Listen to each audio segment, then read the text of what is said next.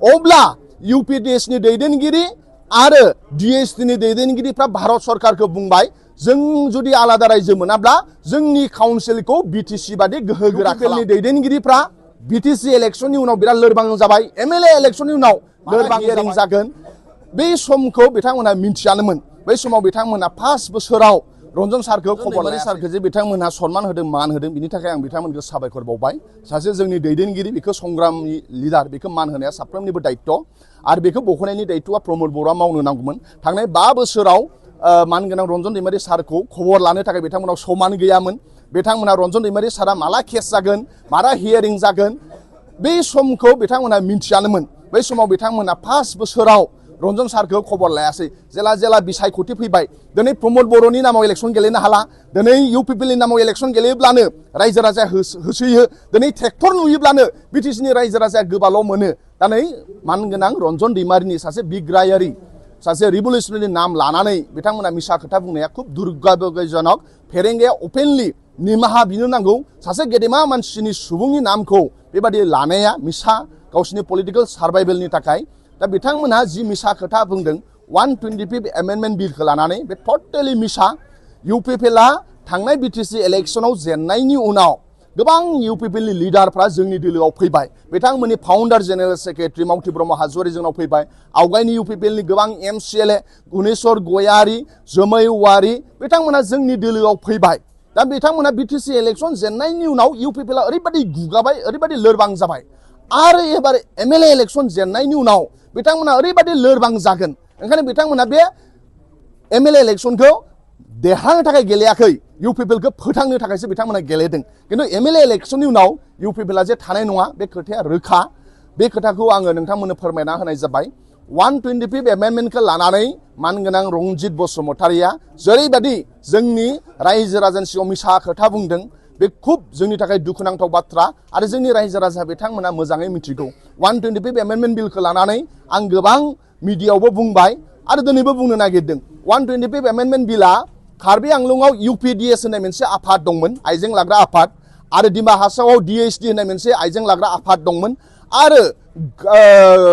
मा होनो जोंहा गार' अट'नमास काउन्सिल मेघालयआव मोनसे आइजें लाग्रा आफाद दंमोन बिथांमोनहा जेला भारत सरकारजों सुक्ति जायो आलादा रायजोनो बिनानै नाथाय बै समाव जेला भारत सरकारजों सावराय आलादा रायजो मोनासै अब्ला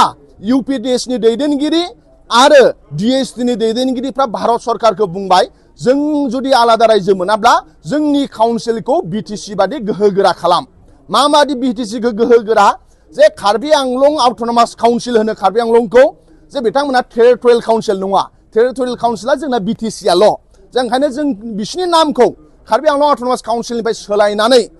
जेरै बड'लेण्ड टेरिटरियेल काउन्सिल बेबादिनो कार्बि आंलं टेरिटरियेल काउन्सिल खालामनांगौ होननानै बिथांमोना डिमान्ड खालामबाय बेनि उनाव कार्बि आंलंनि इलेक्शन दिमा हासावनि इलेक्शनखौ डीसी आरो एसडीअआसो खुङो नाथाय जोंनि आसामनि एमएलए इलेक्शनानो जा बा जोंनि बीटीसी इलेक्शनानो जा बेखौ स्टेट इलेक्शन कमिशनारा खुङो कार्बि लिडारा डिमासा लिडारफ्रा बुंबाय जेरै बड'लेण्डनि इलेक्शनखौ स्टेट इलेक्शन कमिशनारा खुङो जोंनाबो 125 एमेन्डमेन्टनि गेजेरजों दिमा हासाव आरो कार्बि आंलंनिखौ स्टेट इलेक्शन कमिशनारा खुंथों बिथांमोनहा बुंबाय आरो बिथांमोनाव मोनसे जेंना जानानै दङ जे बिथांमोनना समष्टिफ्रा बिराद खम अबा 26टा अबा 28टा नाथाय जोंनाव 40टा समष्टि ओंखायनो बिथांमोनहा बुंबाय जे समष्टिया बारायनाय जाथों होननानै बे मोनथाम आरो बिनिफ्राय मोनब्रै डिमान्डआ बिसिना जाहैबाय मा जे बिसिनाव माखासे आनरिप्रेजेन्टेटिभ कमिउनिटि दं जेरै मेघालयआव हाजं होननाय जाथिया हाजंआ आसामावबो दङ मेघालयआव हाजंआ ट्राइबेल नाथाय बिथांमोनहा गार' अट'नमास काउन्सिलाव हाजं देरहाथावथाव मोनसेबो समष्टि गैया ओंखायनो हाजं कमिउनिटिया बिराद डिप्राइभ नाथाय जोंनि बीटीसीआव जाय जाथिनिफ्राय इलेक्टेड जाया बै फिसा जाथिनिफ्राय नमिनेटेड खालामनायनि मोनसे पावार दङ दा ओंखायनो बै आनरिप्रेजेन्टेटिभ कमिउनिटि कार्बि आंलं दिमा हासाव थानाय बा गुबुन गुबुन 6 रिजनाव थानायफ्रा जेरै बड'लेण्डआव देरहायै एमसीएलए देरहायै जाथिनिफ्राय नमिनेटेड एमसीएलए खालामनो हायो जोंनावबो खालामनाय जाथों होननानै 125 एमेन्डमेन्टआव लिरदों आरो बेनिफ्राय 125 एमेन्डमेन्टआव लिरबावदों जोंनाव 40टा साबजेक्ट दङ फरेस्ट डिपार्टमेन्टआ जोंनि माइनिं डिपार्टमेन्टआ जोंनि एडुकेसन डिपार्टमेन्टआ जोंनि लेन्ड डिपार्टमेन्टआ जोंनि थिग बिदिनो गावसिनावबो मर पावार होनाय जाथों मर साबजेक्ट होनाय जाथों होननानै बिथांमोना डिमान्ड खालामदों। बिनि उनाव मिजोरामफोर बादियाव बा मेघालयफोर बादियाव मा जादों जे जेराव स्टेट सरकारा जुदि आलदा जायोब्ला काउन्सिला जुदि आलदा जायोब्ला बै काउन्सिलफोरा सलायनो थाखाय जेराव बिथांमोना फान्ड मोना ओंखायनो डाइरेक्ट फान्ड बिनाय जादों। दा ओंखायनो बे 125 एमेन्डमेन्ट पास जायोब्ला डाइरेक्ट फान्ड मोननाय जाथों होननानै लिरनाय दङ। दा बेखौ लानानैनो बेखिनिल' डिमान्ड। दा 125 एमेन्डमेन्टआ टटेलि मानाव गेदेर हाग्रामा महिलारि सारा जि बिटिसि सुक्ति खालामदों बेखौ लानानैसो मडेल खालामनानै कार्बि आंलंनि, डिमा हासावनि, त्रिपुरानि बा मेघालयनि बा मिजोरामनि काउन्सिलफ्रा जोंखौ मडेल खालामनानै एग्रिमेन्ट मोनसे खालामनाय 125 एमेन्डमेन्ट बेखौ बै समाव 2020आव जेलानाखि 2019आव जेला एमपि इलेक्सन दंमोन बै समनि बिजेपिनि दैदेनगिरिफ्रा बेखौ इनिशिएटिभ लादों आरो बिनि उनाव कमिटि दानायनि उनाव 2020नि हयथ' 15 नङाबा 18आव गुवाहाटी आरो शिलंआव फैनानै 125 एमेन्डमेन्टनि बेसेबां सिक्सदेलनि लिडारफोर दङ बेजों मिटिं खालामनानै फ्राय 75थासो मेम'रेन्डाम बै 125 एमेन्डमेन्टखौ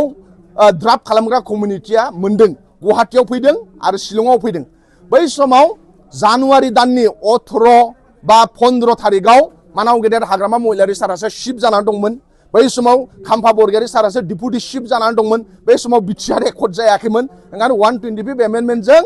बिटिआर एकर्डजों जेबो सोमोन्दो गैया।